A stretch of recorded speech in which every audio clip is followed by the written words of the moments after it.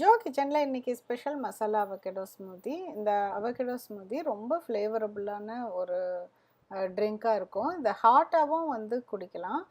அப்படி இல்லைன்னா ஃப்ரிட்ஜில் வச்சுட்டு கூலிங்காகவும் எடுத்துக்கலாம். இந்த வீடியோ பார்த்துட்டு please like, subscribe and share my channel.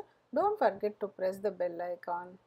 Masala avocado smoothie செய்கிறதுக்கு ஒரு மசாலா பவுடர் ரெடி பண்ணிக்கலாம். அதுக்கு 12 to 15 பிஸ்தா எடுத்திருக்கேன்.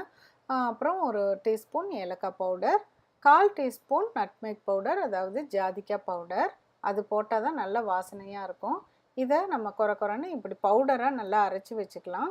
அதுக்கப்புறமேலு 2 இது வந்து ஒரு மீடியம் சைஸ் அவகேடோ தான். நல்லா பழுத்து இருக்குது. நல்லா பழுத்து கரெக்டான ஒரு ஃபார்மில் இருக்குது. அந்த மாதிரி ஃப்ரூட் எடுத்துக்கிட்டால் தான் ஸ்மூதி செய்கிறதுக்கு ரொம்ப நல்லாயிருக்கும். இப்போ வந்து இது ஒரு பிளெண்டரில் போட்டு நம்ம பிளெண்ட் பண்ணிக்கலாம். இதில் நான் மில்க் ஆட் பண்ணல. ஸோ கொஞ்சமாக வாட்டர் மட்டும் ஊற்றிட்டு அரைச்சா தான் நல்லா வந்து கொஞ்சம் பேஸ்ட்டாக அரைக்கிறதுக்கு வரும். ஸோ கொஞ்சமாக வாட்டர் போட்டுட்டு பேஸ்ட்டாக அரைச்சிட்டு ஒரு சாஸ்பேன் சூடு பண்ணி இப்போ இந்த அரைச்சி வச்சுருக்க அவகேடோவை வந்து நான் அதில் ஆட் பண்ணிட்டேன்.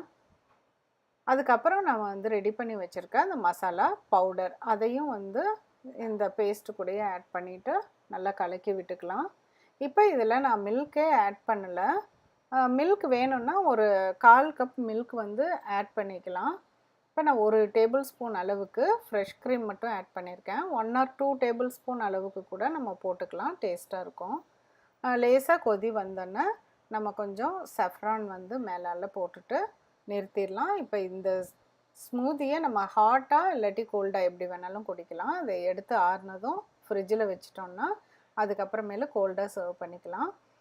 இந்த ரெசிபியை செஞ்சு பார்த்துட்டு உங்கள் ஃபீட்பேக்கை கமெண்ட் பாக்ஸில் சொல்லுங்கள். மீண்டும் ஒரு புதிய ரெசிபியோடு சீக்கிரம் உங்களை மீட் பண்ணுறேன். தேங்க்யூ.